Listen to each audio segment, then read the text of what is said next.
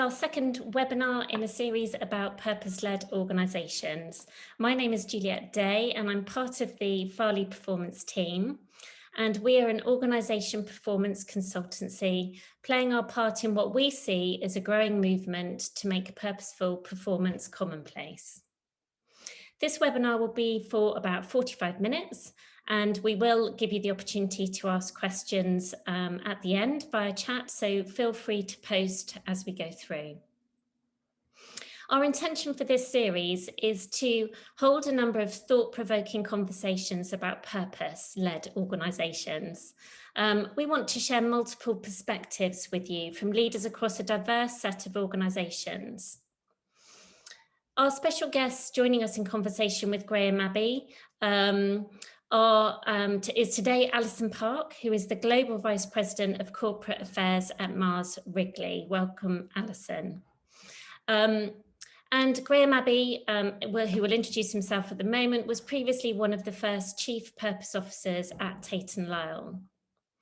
Now, in our first webinar, we broadly asked reasons about, well, why purpose? Why is it important? Why does it matter? And we were joined by Rowan Adams from Tate & Lyle. Today, we're going to be diving into the question, what do you do when you actually have a purpose, when you've named it, and how do you live it authentically? And then following this webinar, we'll have a final session asking the question, how do you go about actually naming and finding your organisation's purpose? So there'll be lots of practical insights in there. Today, we also have some video clips of conversations with some other guests. So we have Anton Zawada, who is the Global HR Director at Devro. We have Julia Lala Maharaj, who is the founder of a charity, the Orchid Project, and Philip Everett Lyons, who is the CEO of B Corp Hattier's Rum.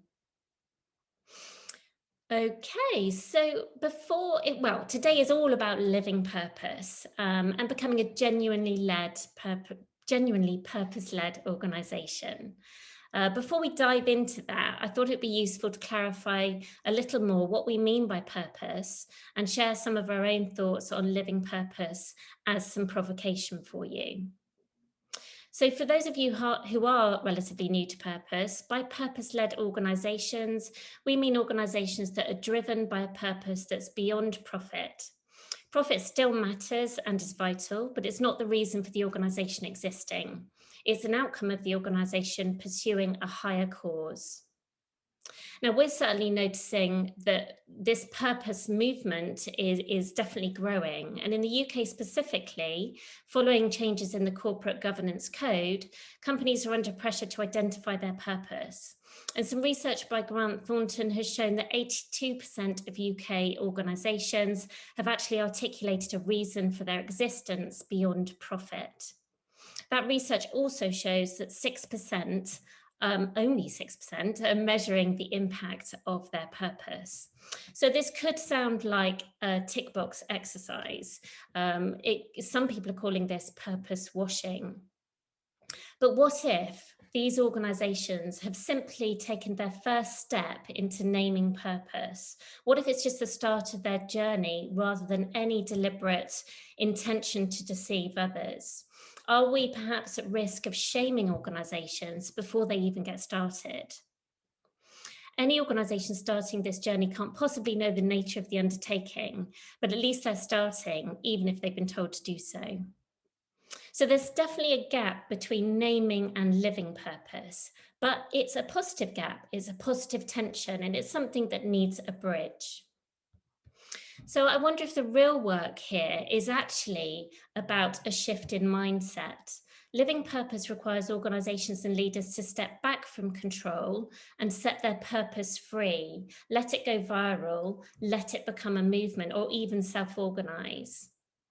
It is not something you can create in a spreadsheet or plan really thoroughly for. Becoming authentically purpose-led is something that actually emerges from the complex interactions in a human system. Now, this might make you feel slightly uncomfortable, and you wouldn't be alone if that's the case. We've all been socialized to believe that leadership is about being in control. But perhaps what we're really asking here is, how can we create the conditions for a genuinely purpose-led organization to emerge once its purpose has been named? And each organization is absolutely unique, so there couldn't possibly be one right way of doing this, which is another reason why we're inviting a range of different perspectives and views, so you can draw your own insights from the stories that we can share.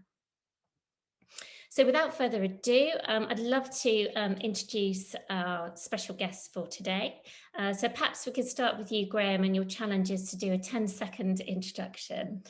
I'm Graham Abbey. I'm Chief Exec and founder of Farleigh Performance.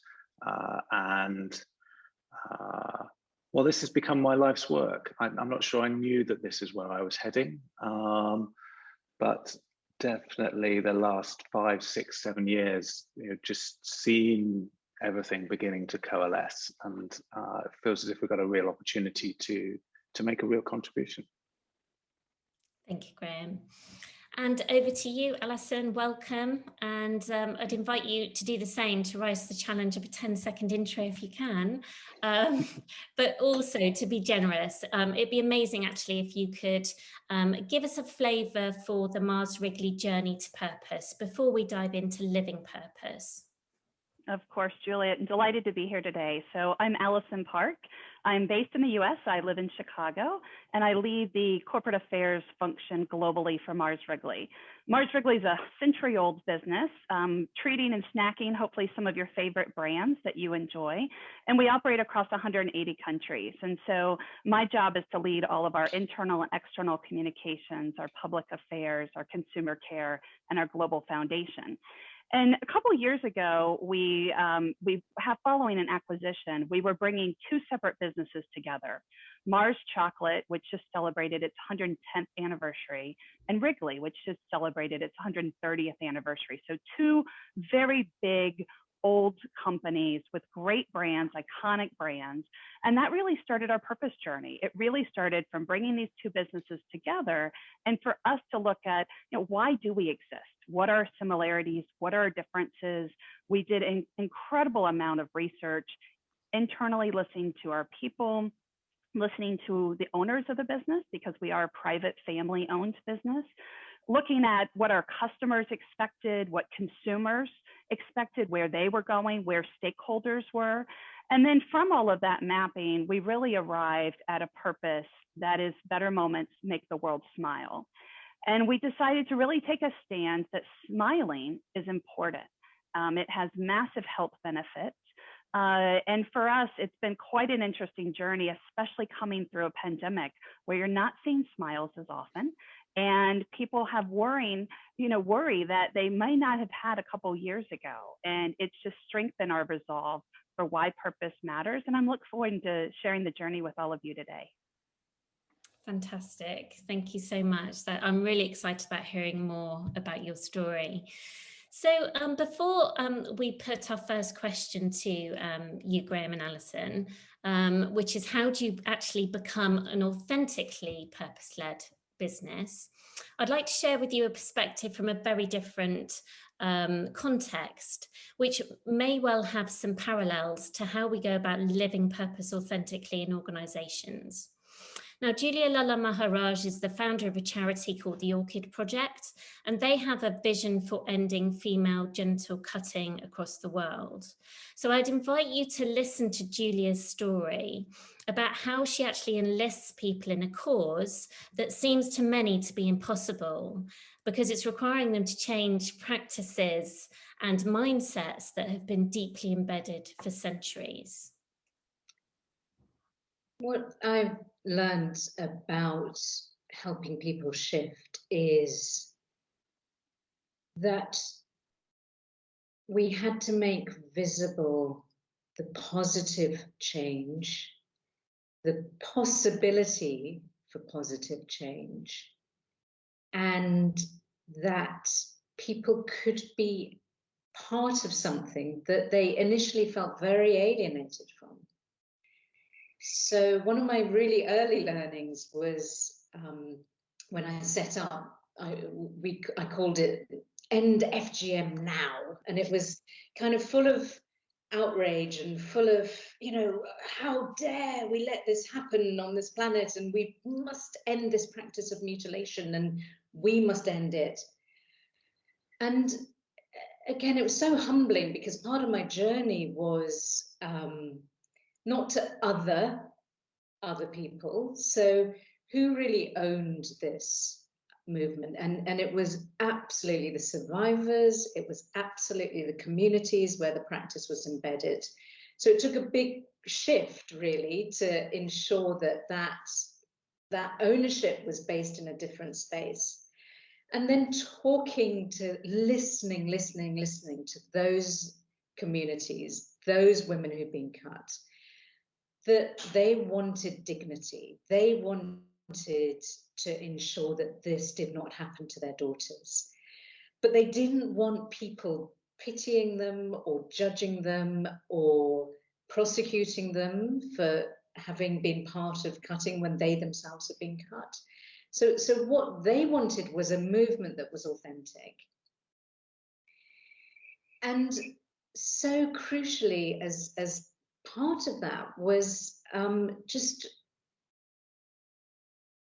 showing that things can end. So there was a moment when I would always talk about the possibility of ending female genital cutting within the next generation, even though 200 million women are living today with the impact of being cut.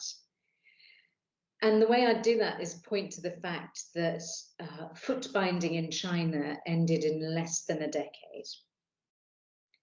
That the practice of widow burning in India also ended very, very rapidly once communities themselves stopped the practice and then amplified the message. So there's a real sense of social network theory here of what gets carried. There's a lot of Gladwell and Tipping Points and Mavens and others along the path. But crucially, trying to appeal to people about, how do I change? I didn't stop smoking because of the packets and, you know, the warnings and the pictures of tar in my lungs. I stopped smoking when I knew I was harming others with secondary smoke. You know, incredibly different topic, but still about systems change. So I'm just curious about your thoughts then of this overarching question, Alison. How did you go about actually enlisting people in your cause? And how did you do it in a way that they believed you were authentic and they could see the possibilities? You know, it really started with an invitation. We were holding a leadership summit. And what I didn't get to mention at the first question is, at the time that we were starting to figure out our purpose journey within Mars Wrigley, our kind of across all of Mars, work then started to look at how we would be united by purpose, how we would differentiate ourselves by purpose. So we almost ended up with a situation where we were introducing two purposes at once, one across all 144,000 associates working in Mars, and then one for the 30,000 associates in Mars Wrigley. And that proved its own challenges. But I think for us, it started at a leadership forum where we introduced both the purpose for Mars and the purpose for Mars Wrigley, and we had an open invitation. We actually didn't fully define it. For Mars, it's around the world we want tomorrow starts with how we do business today. But we didn't at that time define what the world tomorrow specifically was. And we didn't do the same for Mars Wrigley. We didn't define what a better moment was.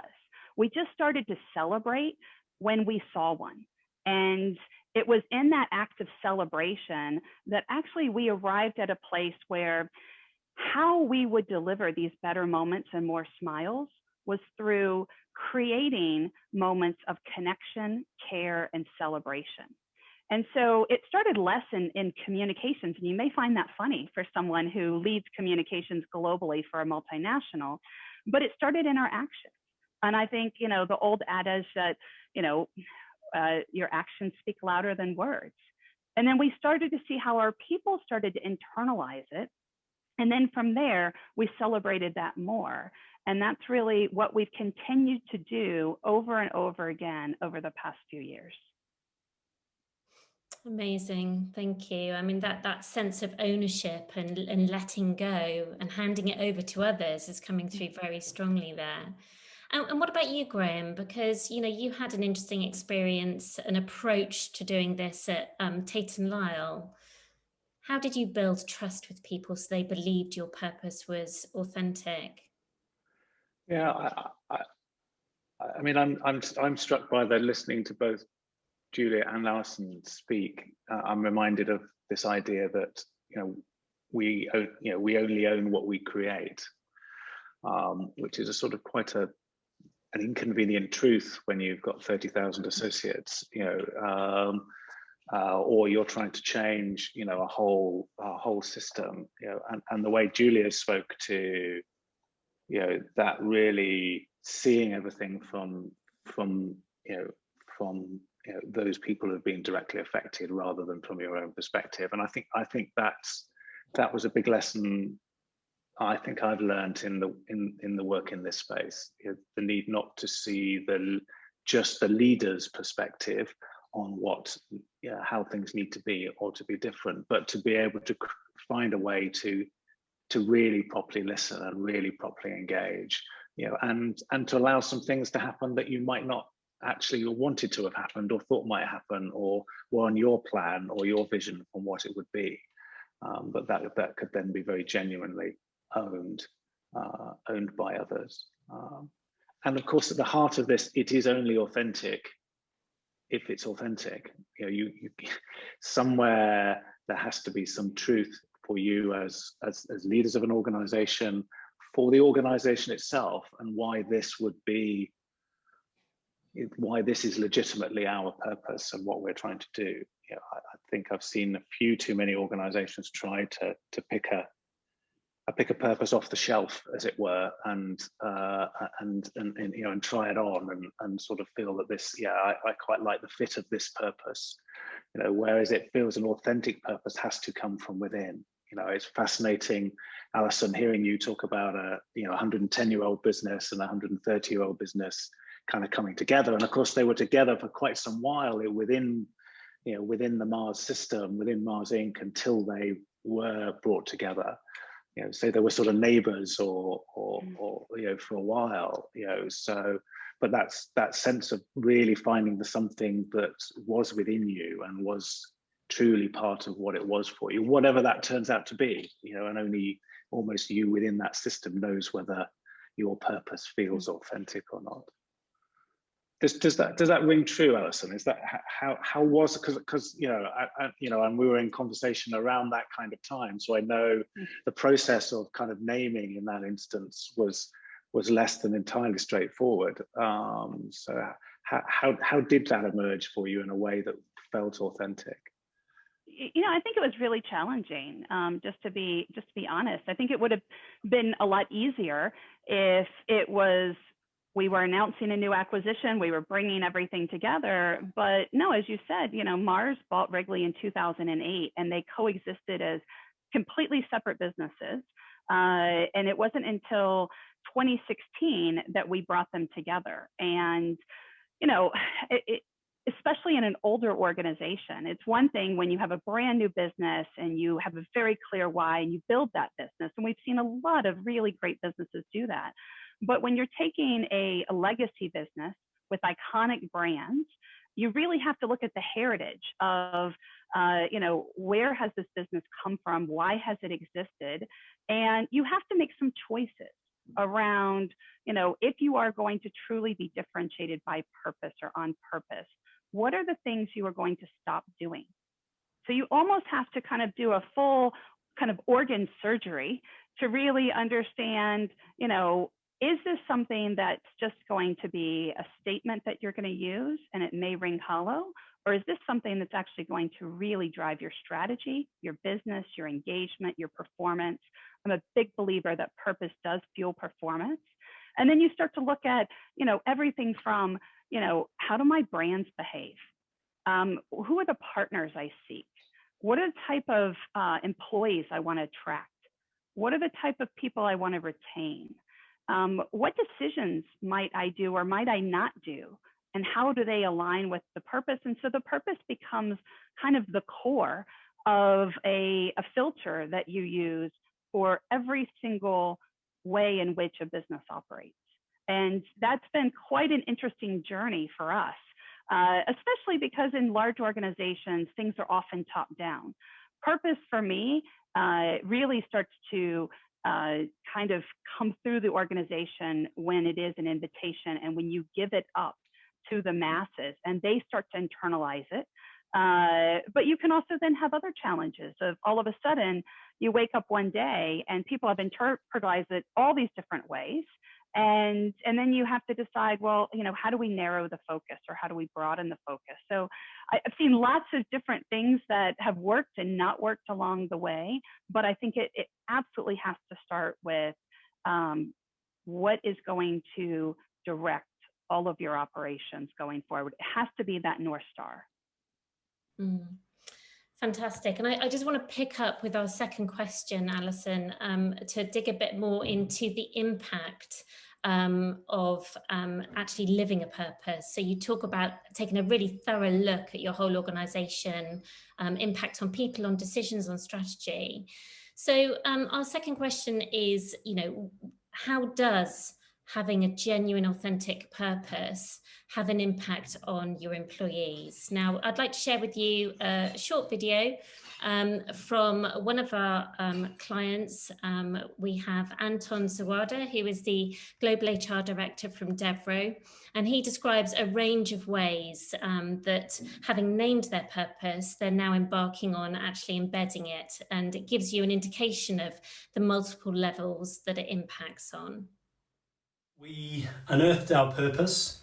It took about 6 months of quite some work. And now we have it. What do we do? Well, for us, it's simply to make it part of the fabric of the organisation. So for Devro, we have started a number of initiatives to ensure every element of what we do is connected to purpose. We will be reviewing our strategy in a few months. We are currently redefining our values, and we are reviewing policies and ways of working.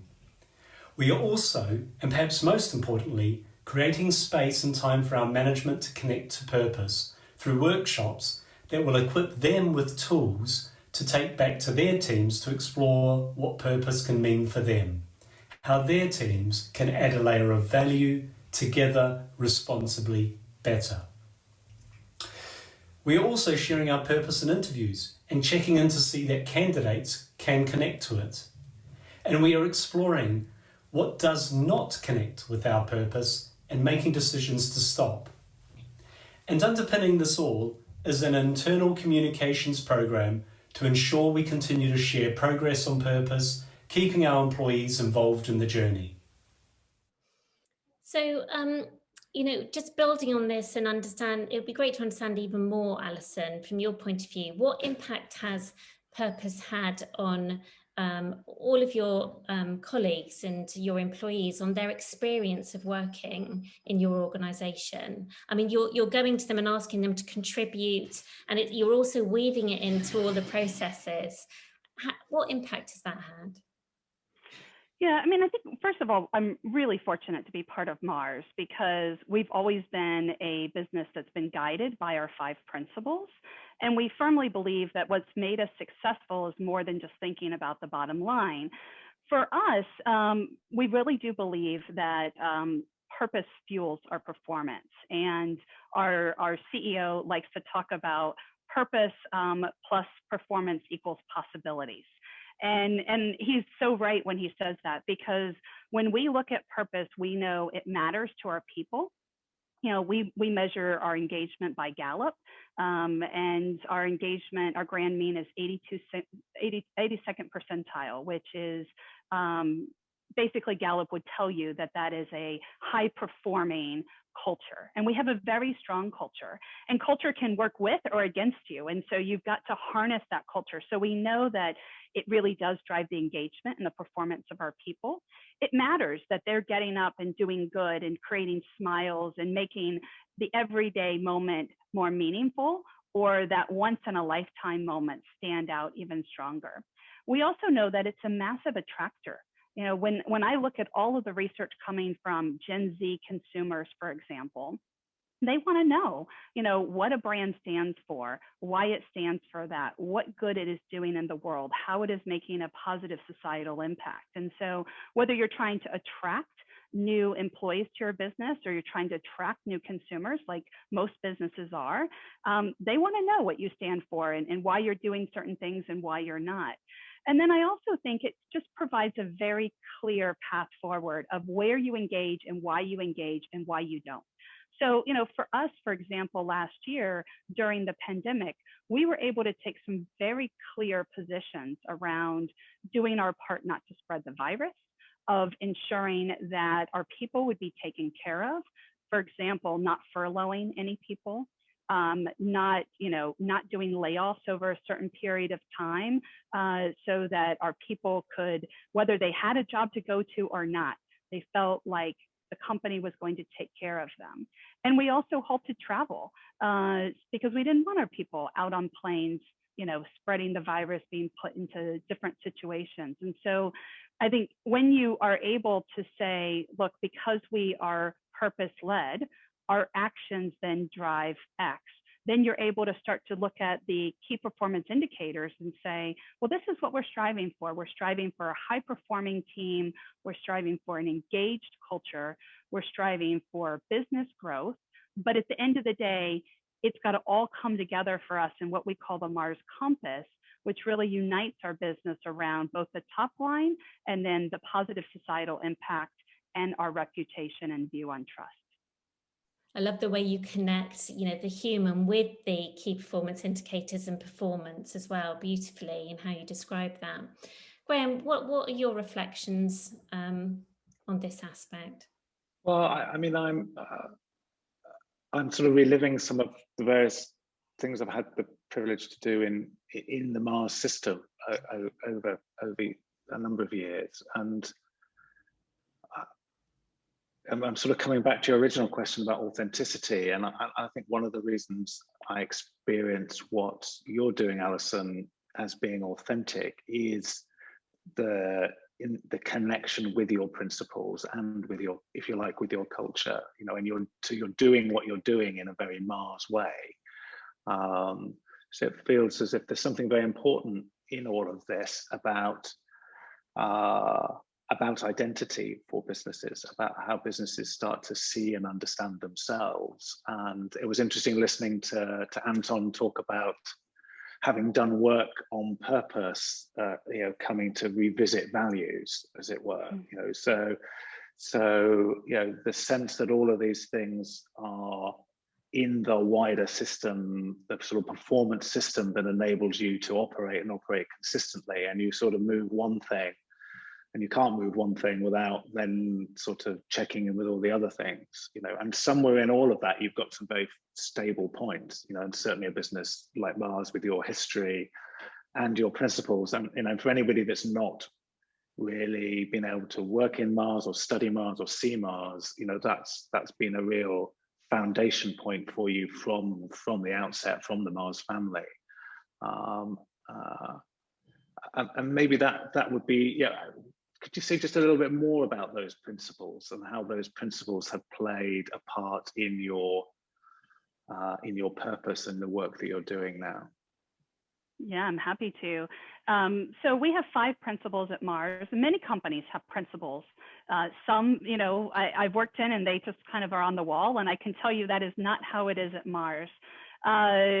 So when I joined the business, I think it was on day 3, I was going out to meet with a member of the Mars family. And I thought, oh, they're going to ask me all about the 5 principles. And they didn't, because we're not a business that really talks about the principles. We apply the principles. And it really goes back to a letter that one of the family members wrote in 1947, Forrest Mars, where he talked about mutuality. And that's probably the one principle that really is distinctive for us, that we do look at, you know, what is not only mutual for the business, but what is mutual for the partner, the stakeholder, the planet, the consumer. And we like to anchor everything we do in that win-win. And it is something that we hold ourselves up to say, you know, is this mutual? Does it deliver a mutuality of benefits, which is what we believe in. We believe in that, you know, when business does good, they can deliver a mutuality of benefits to all stakeholders. And then the other thing that I think is interesting with Mars is that we hold all 5 principles true: quality, responsibility, mutuality, efficiency. And it's not that one is better than the other. It's that actually you have to balance all 5 at the same time. So if you're thinking about something like quality and efficiency, there's an inherent tension between the two of them.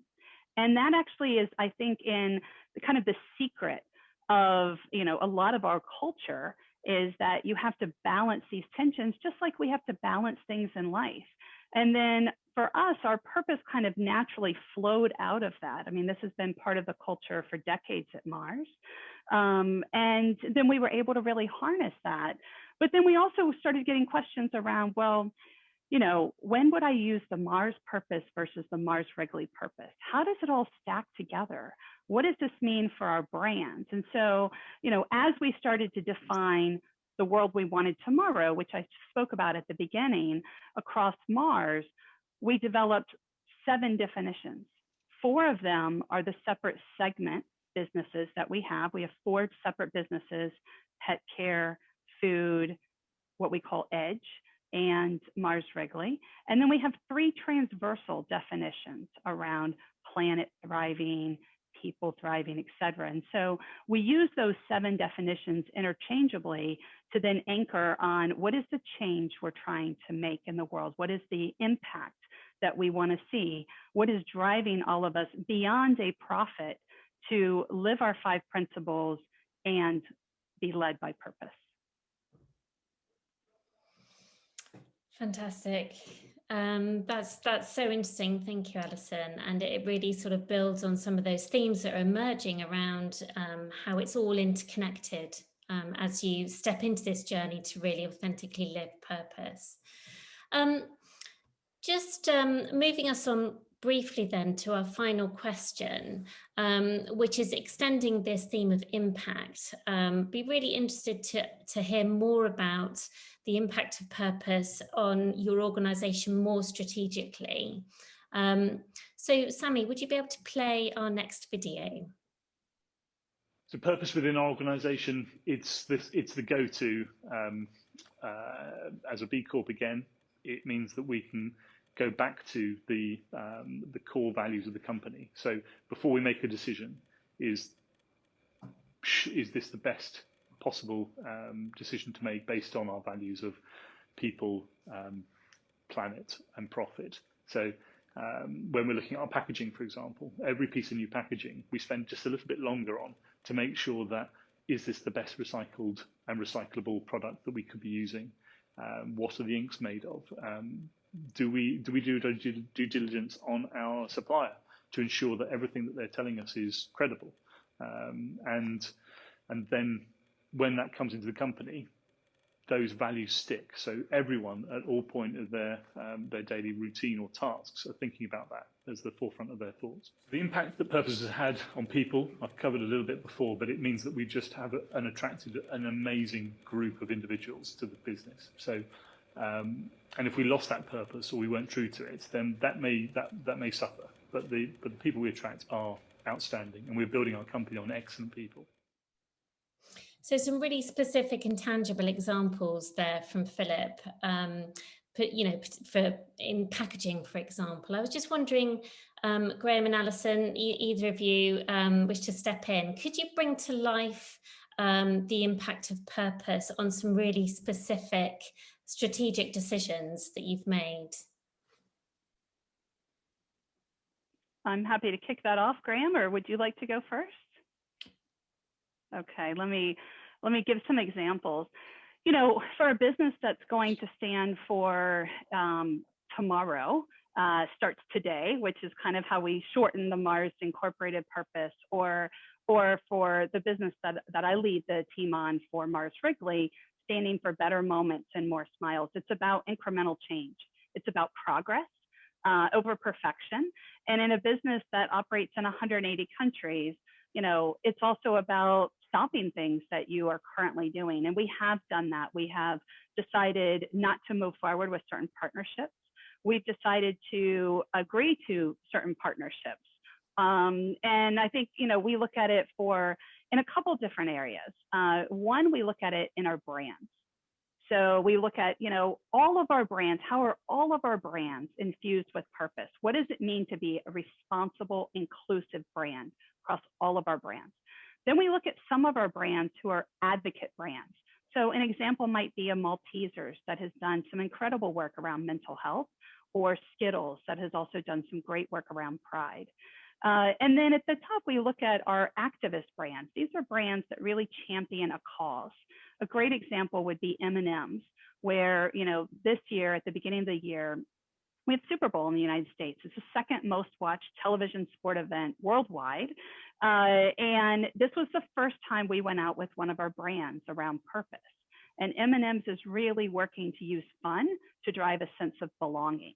And I was delighted to see that our results from that activation were stronger than any other year in the past. And it was the first time we went with purpose. So the first we look at is through other brands. The second is through the business actions. And so, you know, as a business that's been around for many years, we've done a lot of good.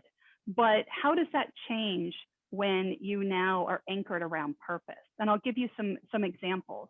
You know, we looked at cocoa. We are a large buyer of cocoa, and we created an entire initiative called Cocoa for Generations, really focused on sustainable, modern cocoa supply chain. And what did that mean? All the way down to the farmer and the shareholder, and all the way across the deforestation and some of the real issues that arise. We've also looked at that for mint. We've looked at what we're doing in peanuts. So across, you know, all the different crops, because essentially, you know, a lot of what goes into our products is grown somewhere. Palm is a great example. We launched a Palm Positive initiative to take all of our suppliers and really look at, you know, are they suppliers that live up to our standard? And we cut thousands of suppliers down to 100. And we revolutionized how we look at palm and what type of palm we will use that is responsible. And so the business actions then in some cases had to change. We had to walk away from suppliers. We had to say yes to other things. We had to agree for greater transparency. And then the third area is culture. And we've been really working at how does purpose infuse our culture? It gives more energy, especially at a time where people are tired. Virtual connections are starting to wane. People are starting to move into hybrid work environment. And so how do we infuse our culture with purpose and infuse our storytelling? So those are the three kind of core areas this year that we're really anchored on in how we continue to live our purpose. And I would also like to say it is a journey.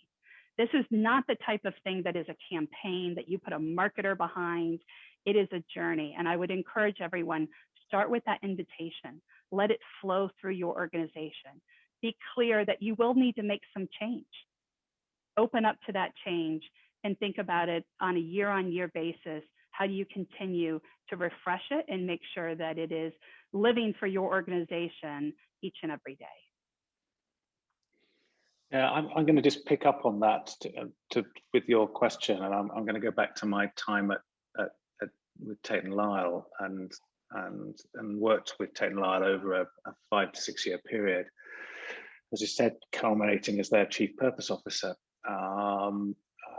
And one of the things I noticed from a strategic perspective was once you start to, you name a purpose and it starts to become, it draws, it's a process of drawing that purpose out of you. You know, you as I said earlier, you don't buy it off a shelf. You use something that brings more to your awareness, to your consciousness, something that's within you as a business, you know, and as individuals and as individual leaders.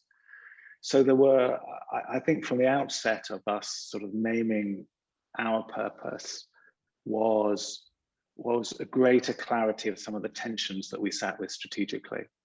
Some of the businesses that more obviously fitted with the direction of the purpose, and others that didn't. And I think really interesting the difference between strategy and purpose here. So within the strategy, it was very clear we had some growth areas and we had some areas that were essentially, providing cash to fund that growth. And there's no judgment between them.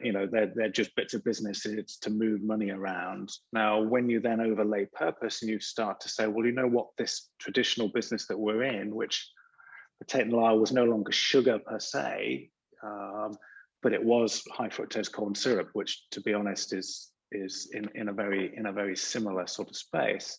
You start to see this tension between, in this instance, sort of calorific sweeteners and non-calorific sweeteners, and that is okay strategically. You can logically manage it, but the more and more the sense of purpose, and people get clear about purpose, the existence of these two businesses, which can be both purposeful, but they're not quite the same purpose.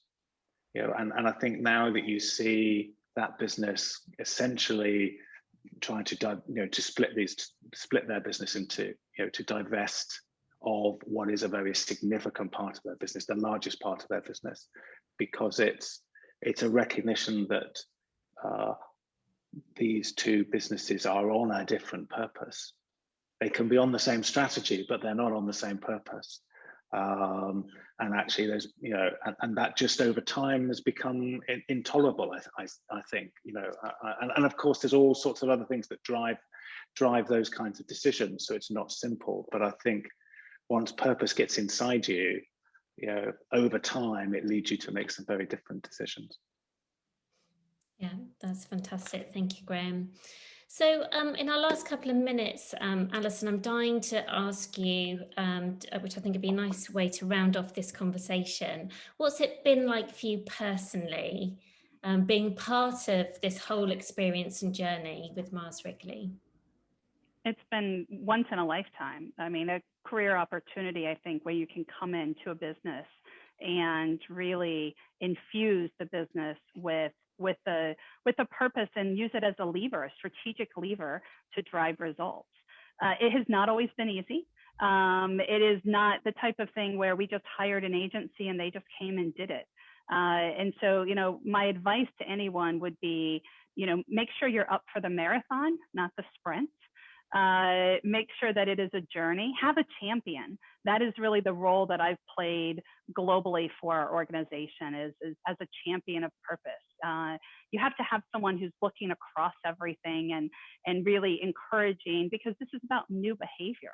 It is about, for us, it had to be more than a statement. It had to be part of core of who we were, living straight with our 5 principles. And, I think in the beginning, listen, it was hard. It was great to have people like Graham that I could reach out to, who had been on the journey before, and compare notes and, pick each other up and keep on going. And, but looking back, it has been probably one of the highlights of my career. And what an amazing gift to be able to be part of that for any organization, and what you're able to harness and the possibilities that it then brings to the business is incredible. So I would strongly encourage everyone that if you don't have a clear why, start the work today. Amazing. So, I mean, we can't say anything, better than you just have. So thank you for pulling together all of those themes in your own personal story there. So thank you so much, Alison. It's been a real delight. Thank you, Graham, for sharing your stories as well. And to all of our other guests, a massive thank you.